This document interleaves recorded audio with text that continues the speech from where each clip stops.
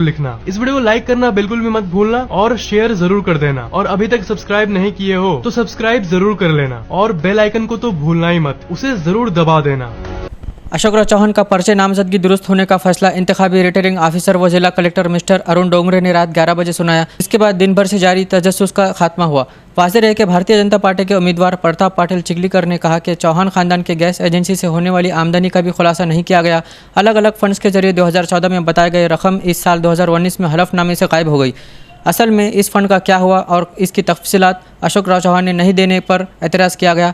बहुजन महापार्टी के उम्मीदवार शेख सर ने 2014 और 2019 के हलफनामे में तजाद संगीन होने का बात कही।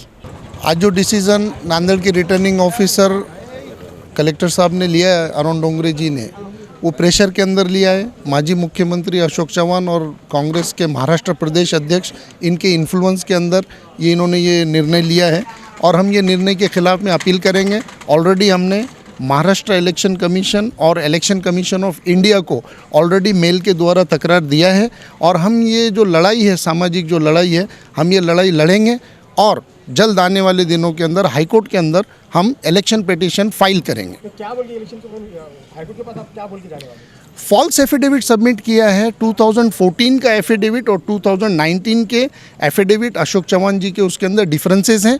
2014 के एफिडेविट के अंदर lakhs and crores of rupees के जो फंड्स हैं वो एडवांसेस और लोन्स बताए गए हैं और जबकि डेबिट हुए हैं, क्रेडिट हुए हैं, लेकिन वो 2019 के अंदर all of a sudden vanish हो गए हैं।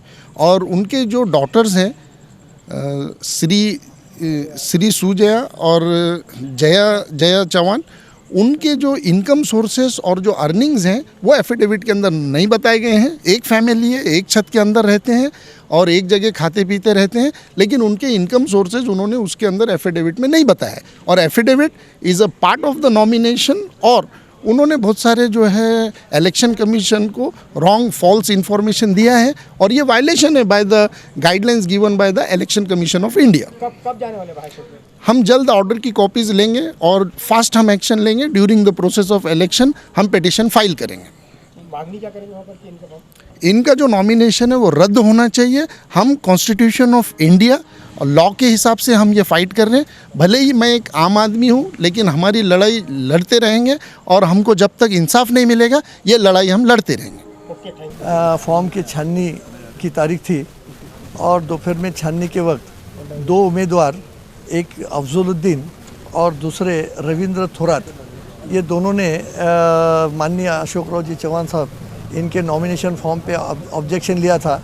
उनका ऐसा कहना था कि अशोकराव जी चौहान साहब जो उज्ज्वल गैस एजेंसी चलाते हैं वो सरकारी कंपनी, सरकार की केंद्र सरकार की कंपनी रहने की वजह से इनको जो है ऑफिस ऑफ प्रॉफिट के हेड के नीचे इनको इलेक्शन इन्होंने लड़ा नहीं सकते, इसलिए इनका नॉमिनेशन फॉर्म रद्द किया जाए।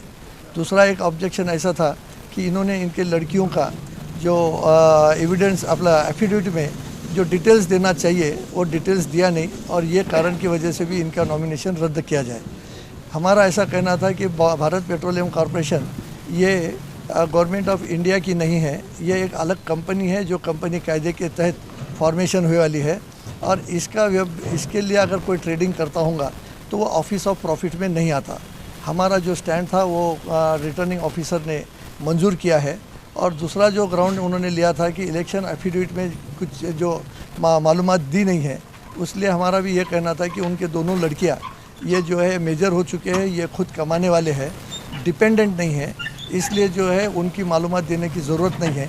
हमारा ये भी स्टैंड जो रिटर्निंग ऑफिसर ने मंजूर किया है और तीनों के तीनों ऑब्जेक्शन जो लिए गए थे तीनों भी नामंजूर करके माननीय अशोकराव जी चौहान साहब का जो नॉमिनेशन फॉर्म है रिटर्निंग ऑफिसर ने मंजूर किया है।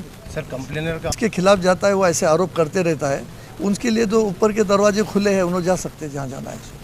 लेकिन जो फैसला हुआ है ये सुप्रीम कोर्ट और हाई कोर्ट के अलग अलग जो फैसले हुए वाले हैं वो फैसले का दाखिला हमने दाखिल किया था और उसके बिना के ऊपर ये फैसला होने वाला है। उन्होंने जाते होंगे तो उसके लिए उनके लिए दरवाजे खुले हैं, हमारे लिए लिखना। इस वीडियो को लाइक करना बिल्कुल भी मत भूलना और शेयर जरूर कर देना। और अभी तक सब्सक्राइब नहीं किए हो तो सब्सक्राइब जरूर कर लेना और बेल आइकन को तो भूलना ही मत, उसे जरूर दबा देना।